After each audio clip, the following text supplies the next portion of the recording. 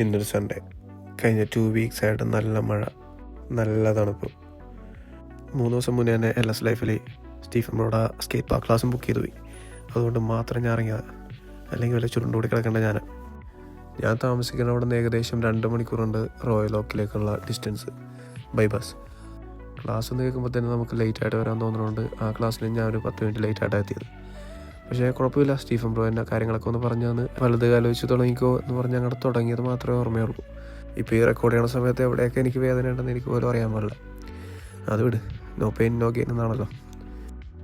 അങ്ങനെ സ്റ്റീഫൻ ബ്രോയുടെ ക്ലാസ്സും സ്കേറ്റേഴ്സായിട്ടുള്ള ഹാങ് ഔട്ടൊക്കെ കഴിഞ്ഞിട്ട് ഞാനും റിസും കൂടെ അവിടെ അതിൻ്റെ അടുത്ത് തന്നെ ഒരു സ്കേറ്റ് പാർക്ക് ഉണ്ട്, അപ്പോൾ അതൊന്ന് കണ്ടിട്ട് വരാനായിട്ട് സ്ട്രീറ്റിലേക്ക് അങ്ങോട്ട് ഇറങ്ങി. അതിന് റിസിനെ പരിചയപ്പെടുത്താം. കിഡിലെ മെമ്പറാണ്, ലണ്ടൻ സ്കേറ്റ് ലൈഫിലെ one of the good skaters. ഈ സ്കേറ്റിംഗ് പഠിച്ചതിൻ്റെ പിന്നിൽ കുറച്ചൊക്കെ എക്സ്പ്ലോർ ചെയ്യണമെന്നുള്ളൊരു ചെറിയൊരു ഉദ്ദേശം കൂടി ഉണ്ടായിരുന്നു. അപ്പം അങ്ങനെ എക്സ്പ്ലോർ ചെയ്യാനായിട്ട് ഇറങ്ങിയപ്പോൾ കണ്ടൊരു സ്ഥലമാണ് ഗ്രാൻഡ് യൂണിയൻ കനാൽ. ആ വഴി സ്കേറ്റ് ചെയ്ത് പോയപ്പോൾ പേര് പോലും എനിക്കറിയാൻ പാടില്ലായിരുന്നു. വീട്ടിൽ വന്ന് ഗൂഗിൾ നോക്കിയപ്പോഴാണ് കണ്ടത്.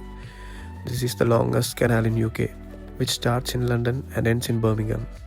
ഏകദേശം ഒരു 220 കിലോമീറ്റേഴ്സോളം വരും.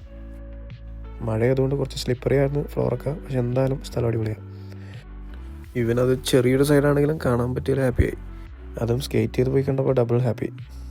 ഇനി സ്കേറ്റ് പാർക്കിൽ പോയി ഒന്നുകൂടെ കുറച്ച് പ്രാക്ടീസ് ആയിട്ട് നേരെ ബസ് പിടിച്ച് വീട്ടിൽ പോയി ഒരു കുളിയും പാസ്സാക്കി ചത്ത പോലെ അങ്ങനെ കിടന്നുറങ്ങിയാൽ മതി.